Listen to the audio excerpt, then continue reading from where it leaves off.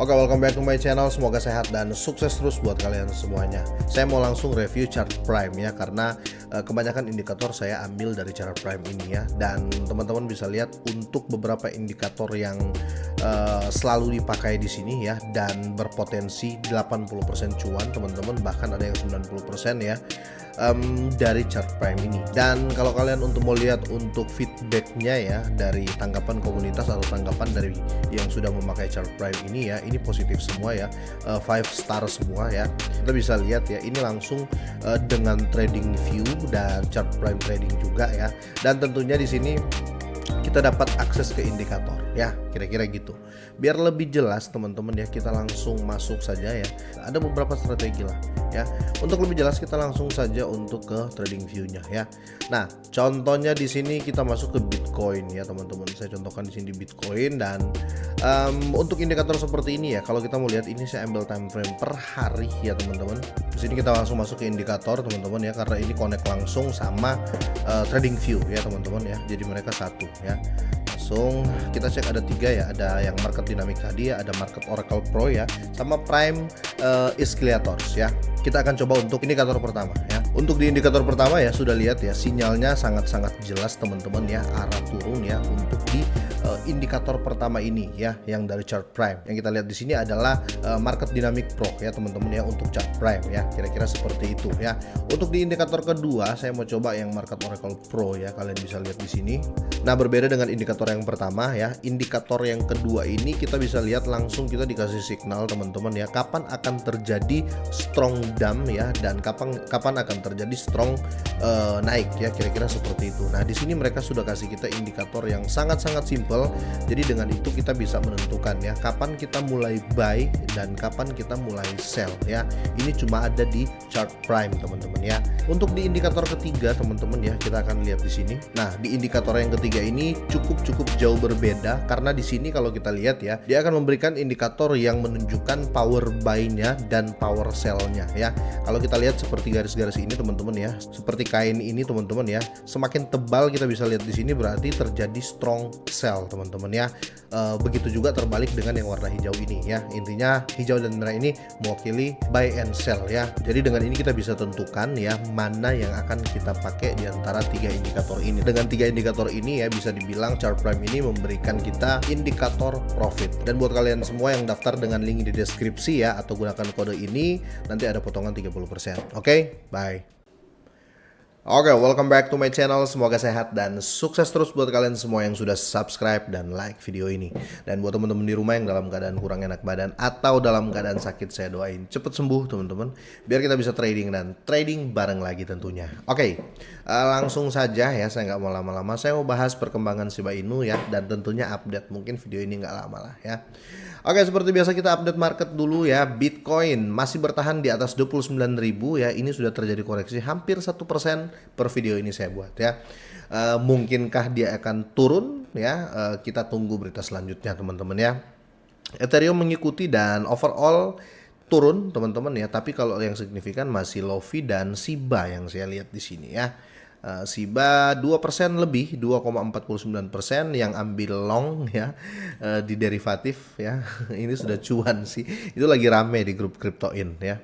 Banyak yang cuan karena main di derivatif, ambil long. Tapi ingat ya, kalian harus punya margin yang gede ya kalau mau main di micin ya, kecuali Bitcoin lah ya. Karena Bitcoin nggak terlalu fluktuatif kalau di derivatif market. Kalau micin biasanya agak cepet ya untuk candlenya, kira-kira seperti itu teman-teman ya. Jadi siapkan margin yang bagus. Nah, ini terjadi kenaikan lagi ya, sampai ini di 9,7. Kayaknya bakal jebol 1 teman-teman ya, karena isu terbaru ya. Ini kita ambil time. Oke ya, ini mulai kelihatan opennya di hijau ya. Kayaknya akan terjadi kenaikan lagi. Sepertinya akan begitu teman-teman ya. Kita ke beritanya saja teman-teman ya, mungkin singkat kali ini ya. Karena saya cuma mau update terkait Binance yang menjadikan Shiba tetap the best lah ya. Oke, diangkat dari Cryptoin Media, dan kalau kalian mau cek beritanya ada di kolom deskripsi ya. Saya sudah taruh link beritanya di situ. Oke, Shiba Inu mendapatkan lampu hijau dari Binance sebagai penjamin pinjaman fleksibel ya. Oke, Binance ya, pertukaran cryptocurrency terbesar di dunia berdasarkan volume perdagangan, telah menambahkan Shiba sebagai jaminan untuk pinjaman fleksibel di platformnya ya. Begitu yakin CZ ini sama Shiba, teman-teman. Nah, selain Shiba Inu ya, pemimpin telah memperluas daftar jaminan untuk memasukkan cryptocurrency terkenal lainnya seperti Compom, IOTA ya, RLX ya, Holo dan lain-lain lah, kira-kira seperti itu. Dan di sini ya, kalau kita lihat yang micin cuma Shiba ya, cuma Shiba. Kenapa nggak ada micin lain gitu loh ya? Yang micin ya, yang meme itu kenapa Shiba gitu loh? Dari sini aja kita sudah bisa berpikir sebagai Shiba Army ya. Berarti memang Shiba punya value teman-teman ya. Dan di sini sedikit tentang projectnya Binance ini teman-teman. Ini Binance Flexible Loan ini adalah jenis layanan pinjaman tanpa jangka waktu ya. Pembayaran tetap memungkinkan pengguna menjamin mata uang kripto mereka sebagai jaminan untuk menerima pinjaman. Nah ini berarti bahwa pengguna dapat memperoleh pinjaman menggunakan cryptocurrency yang mereka miliki di produk fleksibel penghasilan sederhana produk investasi yang ditawarkan oleh Binance ya. Jadi kalian